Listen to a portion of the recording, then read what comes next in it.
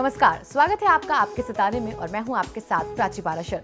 आज सोम प्रदोष है। आज के दिन व्रत किए जाने का काफी महत्व है। ये व्रत शत्रु विजय के लिए भी जाना जाता है। इस व्रत का विधि विधान क्या है, ये आज हम जानेंगे हमारे कार्यक्रम में। साथ ही जानेंगे आज का राशिफल। तो देर कैसे, शुरू करते हैं आपके सितारे।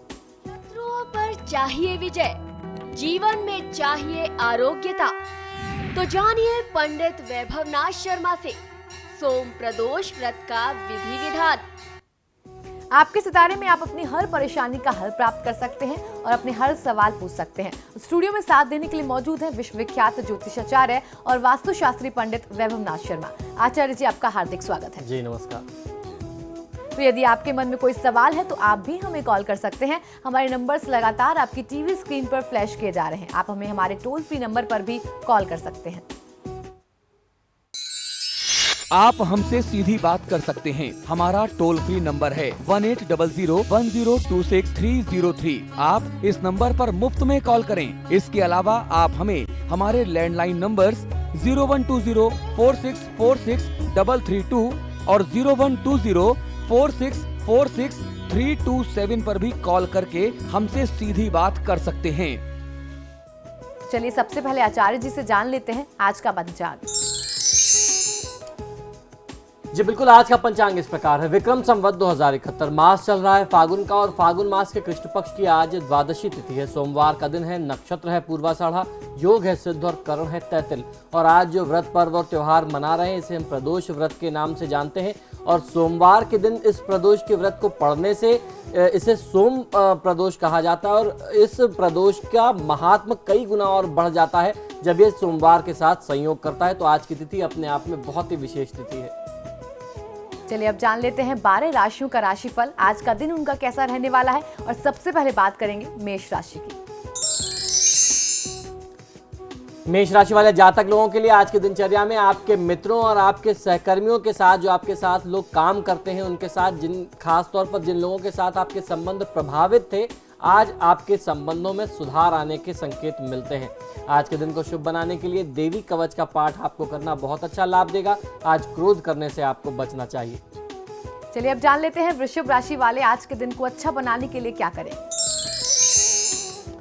वृषभ राशि वाले जातक लोगों के लिए आज आपको सचेत रहने की आवश्यकता है। लापरवाह रहने से आपका बनता हुआ काम, कोई ऐसा काम जो आपको बड़ा लाभ दे सकता हो, वो अचानक बिगड़ सकता है। तो आज लापरवाही ना बरतें।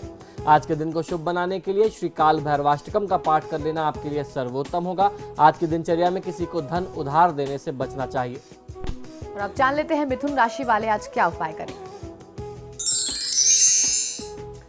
मिथुन राशि वाले जातक लोगों के लिए आज आपको अपने घर गृहस्थी के कामों में, पारिवारिक जिम्मेदारियों में ध्यान देने की आवश्यकता कहीं ज्यादा है। आप अपने काम पे तो, अपने व्यापारिक स्थिति पे तो ध्यान देते हैं, लेकिन पिछले कुछ समय से आपने अपनी पारिवारिक जरूरतों को, आवश्यकताओं को इग्नोर कर रखा है। आज उस पर भी आपको ध्यान देने की आवश्यकता है। आज के दिन को शुभ बनाने के लिए ओम मुनि स्तुत्याय नमः मंत्र का 108 बार जाप कर लेना आपके लिए सर्वोत्तम होगा। आज किसी गरीब व्यक्ति का, उसकी परिस्थिति का आप अनादर ना करें। चलिए अब जान लेते हैं कर्क राशि वाले आज के दिन को शुभ बनाने के लिए क्या करें और क्या ना करें। कर्क राशि वाले जातक लोगों को आज की दिनचर्या में, अपने प्लान में आपको आखिरी समय में कुछ बदलाव करना पड़ सकता है। तो आप अपने, जो भी आपने अपना कार्यक्रम बनाया है, उस कार्यक्रम को जांचते परखते रहिए कि कहीं उसमें कोई कमी तो नहीं आ रही है। और जैसी आवश्यकता हो उस हिसाब से आप उसमें परिवर्तन कर सकते हैं। आज के दिन को शुभ बनाने के लिए ओम मूषक वाहनाय नमः मंत्र का 108 बार जाप कर लेना आपके लिए सर्वोत्तम होगा। आज की तिथि में इन्वेस्टमेंट से, यानी निवेश से आपको बचना चाहिए। और चलिए अब जान लेते हैं सिंह राशि वाले आज के दिन को अच्छा बनाने के लिए क्या उपाय करें। सिंह राशि वाले जातक लोगों को आज की दिनचर्या में अपने घर और अपने कार्यालय, यानी अपनी ऑफिस के बीच में आपको संतुलन बनाना बहुत आवश्यक है। अपने पारिवारिक जिम्मेदारियों और अपने व्यापारिक जिम्मेदारियों को आप बैलेंस करके चलें तो आपको फायदा मिलेगा। आज के दिन को शुभ बनाने के लिए श्री राधा कृष्ण सहस्रनाम स्तोत्रम का पाठ कर लेना आपके लिए सर्वोत्तम है। निर्णय लेने में बहुत जल्दीबाजी ना करें। और अब जान लेते हैं कन्या राशि वाले आज क्या करें। कन्या राशि वाले जातक लोग, आज आप जो भी काम करें उसके बारे में सभी प्रकार की सूचनाएं, जो भी आवश्यक जानकारियां हैं, वह प्राप्त करके ही किसी कार्य का श्री गणेश आपको करना चाहिए। आज के दिन को शुभ बनाने के लिए ओम सर्व सिद्धि प्रदाय नमः मंत्र का 108 बार जाप कर लेना आपके लिए सर्वोत्तम होगा। आज किसी भी परिस्थिति में धैर्य मत खोइए। और वक्त अब कॉलर्स लेने का हो गया है, लेकिन हमारे कॉलर्स से हमारा अनुरोध है कि आप जब अपने सवाल हमसे पूछें तो अपने टीवी सेट का वॉल्यूम कम कर लें। हमारी पहली कॉलर जमुना कोटा से हमारे साथ जुड़ी है। जी जमुना, बताएं, अपनी डिटेल्स बताएं और अपने सवाल भी बताएं। नमस्कार मैम। जी बताएं। मैं यहाँ राजस्थान कोटा से हूँ और मेरी एक ये चल रहा है कि मेरी एक शादी हो चुकी है। नमस्ते पंडित जी। जी नमस्कार, बताइए। मेरा क्या है कि एक पहले 17 वर्ष की उम्र में मेरा विवाह हो चुका था और वो विवाह खराब हो चुका है। और अभी एक क्या है कि जो है मेरे साथ में वो मोमडन है, तो मैं आगे तक चल पाऊंगी या नहीं चल पाऊंगी, या मेरा विवाह हो पाएगा या नहीं हो पाएगा? जी बिल्कुल, आप अपना जन्म विवरण बताइए। मेरा जन्म है 11 जनवरी और 1983। जी, समय और स्थान भी बताएं। समय है मेरा सुबह 6 बजे का और स्थान है भोपाल। देखिए, आपकी जन्म पत्रिका के अनुसार शुक्र की महादशा में शनि की अंतर्दशा चल रही है। जहां तक आपने दूसरे विवाह की बात कही, तो दूसरे विवाह का योग तो ज़रूर बनता है, लेकिन ये विवाह जो है ये अंतर जातीय नहीं होगा। ये जो कुछ भी होगा अपनी कास्ट में, अपनी कम्युनिटी में ही ऐसा होने का संयोग दिखता है। सजातीय विवाह के ही संयोग बनते हैं। इस तरीके के किसी भी कृत्य को करने से पहले आपको अपने परिवार की राय भी ज़रूर ले लेनी चाहिए, क्योंकि कुंडली का अपना एक अलग महात्मा है। परिवार क्या कहता है उसको ज़रूर समझना है। और आपकी कुंडली से ये बात दिखती है कि प्रेम विवाह तो ज़रूर होगा, लेकिन कहीं ना कहीं अपने सामाजिक दायरे के भीतर रहते हुए ही आपको ये कदम लेना होगा, अन्यथा आपको फिर से अपने दाम्पत्य जीवन में कठिनाइयों का सामना करना पड़ेगा। पुष्पा बाड़मेर से अगली कॉलर हमारे साथ हैं। जी पुष्पा, अपनी डिटेल्स बताइए और सवाल भी बताइए। गुरुजी नमस्ते। जी नमस्कार, बताइए। गुरुजी, मेरे को बेटी के बारे में पूछना है। नाम शानू है और 27 मई सन 2000 उसका जन्म है। जी। सुबह 4 और 4:30 के बीच में और स्थान रेवाड़ी। जी। गुरुजी पूछना है, वो 10वीं के पेपर दे रही है, कैसा रिजल्ट रहेगा, कैसा उसका भविष्य रहेगा आगे? जी बिल्कुल, देखिए आपकी कन्या का भविष्य बहुत ही उज्जवल, बहुत ही सुंदर रहेगा। और ये जो दशा चल रही है इस जातक के लिए, इस बच्चे के लिए बहुत अच्छी दशा चल रही है। तो इस समय में आप अपने बच्चे को यही प्रेरणा करें कि जब भी वो पढ़ाई करने बैठती है एक बार भगवान विष्णु का ध्यान कर ले। जब भी वो एग्जाम अटेम्प्ट करने बैठे तो भगवान विष्णु का ध्यान कर ले। इतना सा करके बहुत अच्छा परिणाम प्राप्त किया जा सकता है। एक जिम्मेदार अभिभावक होने के नाते आपको ये करना चाहिए कि भगवान विष्णु और सूर्यदेव की पूजा आराधना बच्चे के उज्जवल भविष्य के लिए आप करें। आगे चल करके अभी एग्जाम की स्थिति को क्रॉस करके आगे आने वाले समय के लिए राहु और केतु का निदान इस बच्चे के लिए करा दीजिएगा, आपको बहुत अच्छा परिणाम मिलेगा। और अमन देहरादून से अगले दर्शक हमारे साथ जुड़े हैं। जी अमन, बताएं अपनी डिटेल्स और अपना सवाल। मैडम, मेरा डेट ऑफ बर्थ है 6 मई 1992। जी, समय और स्थान भी बताएं। सर, मैं देहरादून का बॉर्न हूँ। मेरा समय है रात को 12:20 का। जी बताइए अमन। सर, मुझे वही थोड़ा सा अपने लिए जानना था कि जो मैं ना बाहर जाने के लिए कोशिश कर रहा हूँ। जी। बाहर जाने के लिए तो वो क्या सक्षम रहेगी या नहीं रहेगी सर? देखिए, आपकी जन्म पत्रिका के अनुसार अगर 7 मई 2015 तक आपके बाहर जाने का काम बन गया तब तो आपको सफलता मिलेगी, अन्यथा इसके बाद आप प्रयास करते रहेंगे, बहुत अच्छी सफलता आपको मिलनी नहीं है। विदेश यात्रा के योग इसके बाद आपकी कुंडली में बहुत क्षीण हो जाएंगे। और अगर आप चाहते हैं कि आपकी विदेश यात्रा हो और वो उसमें आपको सफलता मिले, तो आपकी जन्म पत्रिका के अनुसार बृहस्पति की महादशा में शुक्र की अंतर्दशा चल रही है। भगवान विष्णु और माँ लक्ष्मी, इन दोनों की पूजा आराधना आपको नियमित करनी चाहिए और इनसे आपको निरंतर यही प्रार्थना करनी है कि आपके विदेश यात्रा में जो भी बाधाएं आ रही हैं वो विघ्न दूर हो जाए और जब भी यात्रा हो तो वो आपके लिए सफल हो। दूसरा काम आपको ये करना है कि मंगलवार और शनिवार को हनुमान जी के मंदिर जाइए, हनुमान जी के चरणों से सिंदूर उठा करके आप अपने मस्तक पर लगाइए तो आपको बहुत अच्छा लाभ मिलेगा। ये विदेश यात्रा को पूरा करने का बहुत अच्छा टोटका है कि पवन पुत्र के चरणों से आप सिंदूर उठा करके मस्तक पर लगाएं। इससे आपके विदेश यात्रा में जो भी विघ्न है वो दूर होगा और यात्रा संपूर्ण होगी, सफल होगी। ओम प्रकाश बीकानेर से अगले दर्शक हमारे साथ जुड़े हैं। जी ओम प्रकाश, बताएं अपने सवाल और अपने डिटेल्स। जी नमस्कार, बताइए। मेरी जी जी समय सुबह के 3:50, जी 16 की रात 17 की सुबह है। जी। चांद दिखा है। जी क्योंकि मेरे भविष्य में भूमि और मकान बनने का योग कब, भूमि का मकान बनने का योग कब है, ये सब मुझे भूमि और मकान से बड़े फायदे क्यों नहीं हो पा रहे हैं, इस जी। वजह से ऐसा हो रहा है। जी बिल्कुल। देखिए, आपकी जन्म पत्रिका के अनुसार बृहस्पति की महादशा में राहु की अंतर्दशा है। जहाँ तक आपने भवन भूमि इत्यादि की बात कही है, तो भवन भूमि इत्यादि का योग तो है, लेकिन उसमें थोड़ा सा विलंब दिखाई देता है। ऐसा लगता है कि ये जो कुछ भी काम होना है ये 21 मार्च 2016 के बाद ही हो पाएगा। अभी आपके लाख प्रयास करने के बावजूद भी यह कार्य आपका सफल नहीं हो पाएगा, संपादित नहीं हो पाएगा। तो अभी थोड़ा सा इंतजार करना चाहिए। बहुत जल्दीबाजी में आप कहीं कोई डील करेंगे तो ये गारंटी है कि आपको उसमें धोखा मिले, क्योंकि राहु की अंतर्दशा चल रही है और ये अंतर्दशा आपके लिए किसी भी लिहाज से बहुत शुभ नहीं है। फिलहाल यहाँ रुकेंगे एक ब्रेक के लिए। ब्रेक के बाद जानेंगे बाकी बची राशियों का हाल और आज का महाउपाय, जिसमें जानेंगे सोम प्रदोष व्रत कैसे करें और क्या पूजन का विधि विधान। बने रहिए हमारे साथ।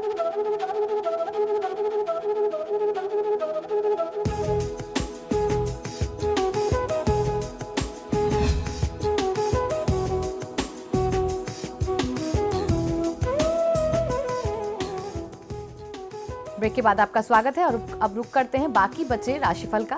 अब जान लेते हैं तुला राशि वालों का आज का दिन कैसा रहने वाला है। तुला राशि वाले जातक लोगों के लिए आज की दिनचर्या में आपको तनाव लेने की बिल्कुल भी आवश्यकता नहीं है। दिन और परिस्थितियां आपके पक्ष में हैं। जो भी काम रुक रहे थे, बाधित हो रहे थे, वो बहुत आसानी से आज छोटे प्रयास से ही सफल हो सकते हैं।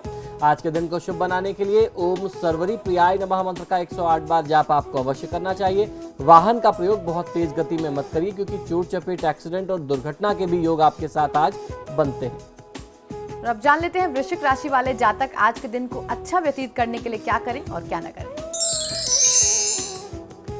वृश्चिक राशि वाले जातक लोग, आज आप रिस्क उठाने से डरते होंगे, लेकिन आज की दिनचर्या में आप कुछ जोखिम, कुछ रिस्क उठा सकते हैं, जिसे कैलकुलेटेड रिस्क कहते हैं। तो नपा तुला जोखिम आज उठाया जा सकता है। अगर आप ऐसा कोई स्टेप उठाते हैं तो उससे आपको बहुत अच्छा लाभ भी मिल सकता है। थोड़ी सी हिम्मत आज आप दिखा सकते हैं।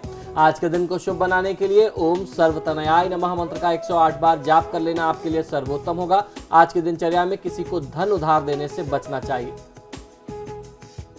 और अब जान लेते हैं धनु राशि वाले आज के दिन को शुभ बनाने के लिए क्या करें। धनु राशि वाले जातक लोगों को आज आपको अपने करियर में बहुत कुछ पाने का अवसर प्राप्त हो सकता है। तो आज आपको जो भी मौका मिले उसको आपको गंवाना नहीं चाहिए। हर एक छोटे से छोटे अवसर का आपको लाभ लेने का प्रयास अपनी तरफ से अवश्य करना चाहिए। आज के दिन को शुभ बनाने के लिए ओम समाहिताय नमः मंत्र का 108 बार जाप कर लेना आपके लिए सर्वोत्तम होगा। अपने क्रोध को, अपने गुस्से को जितना नियंत्रित रखेंगे उतनी अच्छी सफलता आप प्राप्त कर सकते हैं। चलिए अब जानते हैं कि मकर राशि वाले जातकों के सितारे आज क्या कह रहे हैं। मकर राशि वाले जातक लोगों को आज की दिनचर्या में थोड़ा सा उतार चढ़ाव आज के दिन में झेलना पड़ सकता है। तो आज का दिन उतार चढ़ाव से परिपूर्ण है। बहुत ज्यादा उम्मीदें मत रखिए। अगर आप किसी विशेष काम को सफल बनाने में लगे हुए थे, उसमें अगर कोई बाधा आती है, कहीं अगर कोई रुकावट आती है, तो उससे निराश मत होइए। आज के दिन को शुभ बनाने के लिए ओम सर्व सिद्धि प्रदायकाय नमः मंत्र का 108 बार जाप कर लेने से जीवन के हर क्षेत्र में आपको सफलता प्राप्त हो सकती है। आज आपको करना यह है कि अगर आपके घर में कोई अतिथि, कोई आगंतुक आता है तो उसे आप खाली हाथ विदा न करें। और अब जान लेते हैं कुंभ राशि वाले आज के दिन को शुभ बनाने के लिए क्या करें। कुंभ राशि वाले जातक लोगों को आज की दिनचर्या में आपकी लाइफ में, आपके जीवन में कुछ बड़े बदलाव हो सकते हैं और ये जो कुछ भी बदलाव होंगे वो आपके जीवन को शुभ मायने में प्रभावित करेंगे, ऐसे लक्षण बनते हैं। आज के दिन को शुभ बनाने के लिए ओम सर्वात्मकाय नमः मंत्र का 108 बार जाप कर लेना आपके लिए सर्वोत्तम होगा। आज मांसाहार के सेवन से आपको बचना चाहिए। चलिए अब जान लेते हैं मीन राशि वाले आज अपने दिन को शुभ बनाने के लिए क्या करें।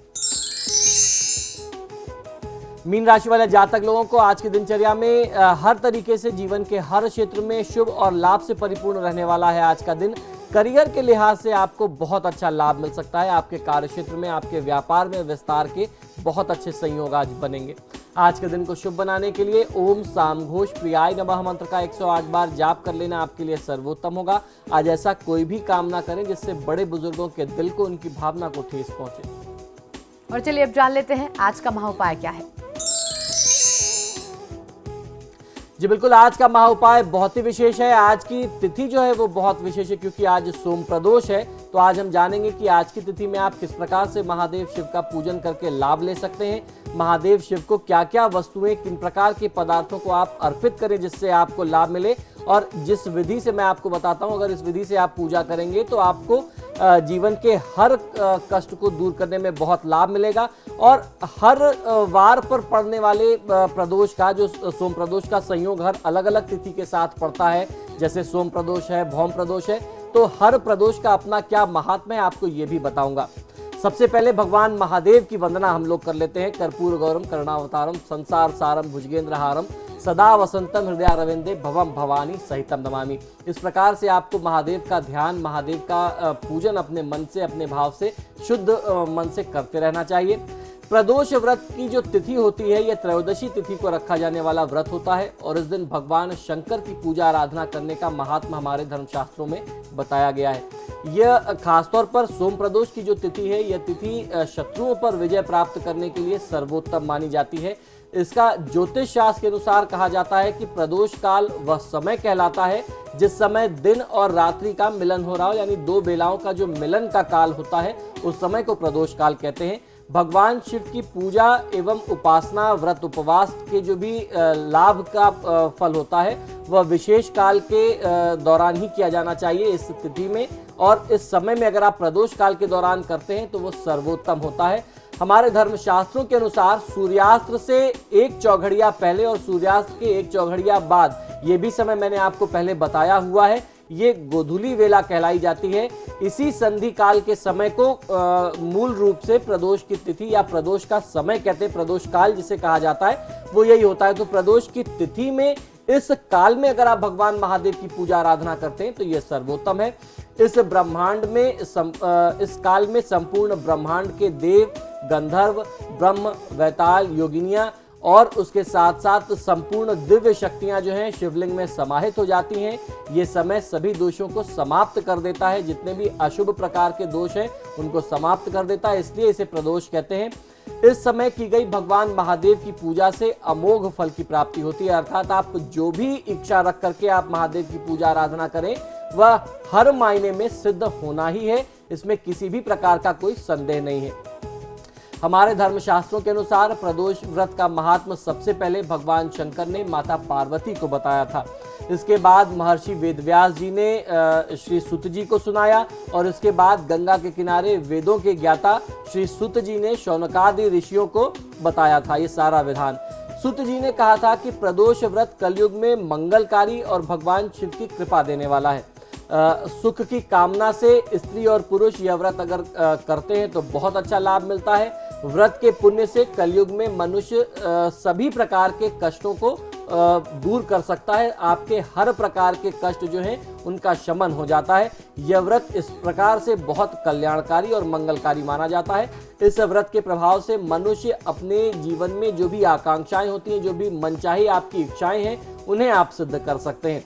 कलयुग में प्रदोष व्रत एक ऐसा व्रत है जो मानव को शिव कृपा का पात्र बनाता है और नीच गति से आपको मुक्त दिला करके सदगति की आपको प्राप्ति कराता है।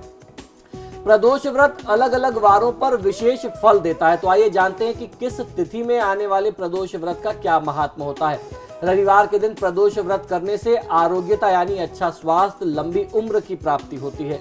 सोमवार के दिन व्रत करने से शत्रुओं पर विजय प्राप्त करने के साथ साथ आपकी जो भी मनोकामनाएं हैं, क्योंकि सोमवार और प्रदोष का संयोग अपने आप में दिव्य है, तो यह आपकी समस्त अभिलाषा, समस्त मनोकामना को पूर्ण कर सकता है। मंगलवार को प्रदोष व्रत अगर पड़ जाए, जिसे भौम प्रदोष कहते हैं, तो इस स्थिति में अगर आप व्रत करते हैं तो इससे रोगों से मुक्ति होने के साथ साथ ऋण यानी कर्ज से मुक्ति मिल जाती है और संतान की प्राप्ति होती है। व्यक्ति स्वस्थ जीवन व्यतीत करता है। बुधवार को अगर प्रदोष का संयोग पड़ता है तो इस व्रत को करने से हर प्रकार के मनोरथ पूर्ण होते हैं और आपके जीवन की जो स्वास्थ्य और आर्थिक समस्याएं हैं उनसे आपको मुक्ति मिलती है। बृहस्पतिवार के दिन अगर प्रदोष का संयोग बन जाए तो ये तिथि भी अपने आप में शत्रुओं पर विजय दिलाने वाली, शत्रुओं की पराजय कराने वाली होती है। शुक्रवार के साथ अगर कभी प्रदोष का संयोग बनता है तो ये सौभाग्य में वृद्धि कराती है। और शनि प्रदोष जो है वह पुत्र की प्राप्ति कराती है। शनि प्रदोष जो है हम जानते हैं किस प्रकार से महात्म्य रखता है। तो इस प्रकार प्रत्येक माह की त्रयोदशी को प्रदोष का व्रत किया जाता है। जब त्रयोदशी सोमवार को आती है तो उस तिथि को सोम प्रदोष कहा जाता है। सोम प्रदोष का व्रत उस दिन करते हैं। यह व्रत जो है विशेष फलदायी है। अनेक धर्म ग्रंथों में इसकी महिमा का वर्णन प्राप्त होता है। इस व्रत के पालन के लिए शास्त्रोक्त विधान किस प्रकार से आपको करना चाहिए, आइए मैं आपको बताता हूँ। किसी विद्वान ब्राह्मण से अगर आप करा सकें तो ज्यादा उत्तम है। अगर आपको स्वयं जानकारी है कर्मकांड की तो आप इस पूरे अनुष्ठान को अपने घर में या आसपास के शिव मंदिर में खुद भी कर सकते हैं। आपको करना यह चाहिए कि प्रदोष व्रत में बिना जल पिए आपको व्रत रखना चाहिए। यदि संभव हो जाए, आपका शरीर आपको आज्ञा दे, आपका स्वास्थ्य आपको आज्ञा देता है तो बिना जल ग्रहण किए आपको व्रत करना चाहिए। अगर नहीं कर सकते तो आप फलाहार या दूध भी ग्रहण कर सकते हैं। सुबह स्नान ध्यान से निर्वृत्त होकर के भगवान शंकर, पार्वती, नंदी देवता को पंचामृत और गंगा जल से स्नान करा करके बिल्वपत्र, गंध, अक्षत, पुष्प, धूप, दीप, नैवेद्य, फल, पान सुपारी, लौंग, इलायची आप भगवान को समर्पित करें। और पुनः संध्या के समय में एक बार फिर से स्नान करके जिस प्रकार आपको बताया शिव परिवार की पूजा, महादेव की पूजा के साथ आपको करनी चाहिए। भगवान शिव का षोडशोपचार पूजन करना चाहिए, जिसमें भगवान शिव को 16 प्रकार की सामग्रियां अर्पित करते हैं, इसीलिए इसे षोडशोपचार पूजन कहते हैं। भगवान शिव को घी और शक्कर मिले हुए जौ के सत्तू का भोग लगाना चाहिए। भगवान शिव का यही प्रिय भोग है। 8 दीपक 8 अलग अलग दिशाओं में लगाएं और 8 बार दीपक रखते समय आप प्रणाम करें। महादेव शिव की आरती करें, शिव स्तोत्र, शिव मंत्र इत्यादि का आप जाप करें। यदि संभव हो सके तो रात्रि में जागरण करना चाहिए। इस प्रकार समस्त मनोरथ पूर्ति के लिए, कष्टों से मुक्ति के लिए, शत्रुओं पर विजय प्राप्त करने के लिए प्रदोष व्रत के धार्मिक विधि विधान का अगर आप नियम और संयम से पालन करेंगे तो जीवन में किसी भी प्रकार का कष्ट आपको परेशान नहीं करेगा। सोमवार और प्रदोष के संयोग का ये जो संयोग है ये बहुत ही शुभ फल देने वाला होता है। भगवान शिव की उपासना को समर्पित इस व्रत को करने से हर व्रती पर भगवान शिव की कृपा के साथ साथ आपकी मनोकामनाओं को पूर्ण करने वाला यह व्रत माना जाता है। धार्मिक दृष्टि से यह तिथि अच्छे स्वास्थ्य और कामना पूर्ति के लिए बहुत ही पुण्यदायी मानी जाती है। महादेव के हर व्रत में महादेव के साथ साथ माता पार्वती, गणेश जी और कार्तिकेय जी के साथ साथ नंदी देवता की पूजा, जिसे हम शिव परिवार कहते हैं, जिसमें 5 सदस्य हैं, इनकी पूजा आपको अवश्य करनी चाहिए। पूजन में अपनी कामना के अनुसार अगर आप कोई विशेष सामग्री अर्पित करना चाहते हैं तो उसे आपको अर्पित करना चाहिए। इसका बहुत धार्मिक महात्मा हमारे धर्मशास्त्रों में बताया गया है, क्योंकि हमारे शास्त्रों में, पुराणों में ये भी आज्ञा, ये भी जानकारी हमें प्राप्त होती है कि किस कामना की सिद्धि के लिए महादेव को आपको क्या अर्पित करना है या किस द्रव्य विशेष से आपको उनका अभिषेक करना चाहिए। अगर आप सकाम अनुष्ठान करते हैं तो निश्चित ही आपकी मनोकामना पूरी होगी, इसमें किसी भी प्रकार का कोई संदेह नहीं है। तो आज हमने जाना कि प्रदोष व्रत का महत्व क्या होता है और उसे किस तरीके से करना चाहिए। बहुत बहुत शुक्रिया आपका आचार्य जी। जय महाकाल। फिलहाल आपके सितारे में इतना ही। कल फिर हाजिर होंगे आपकी राशि फलों के साथ। तब तक आप देखते रहिए समाचार प्लस।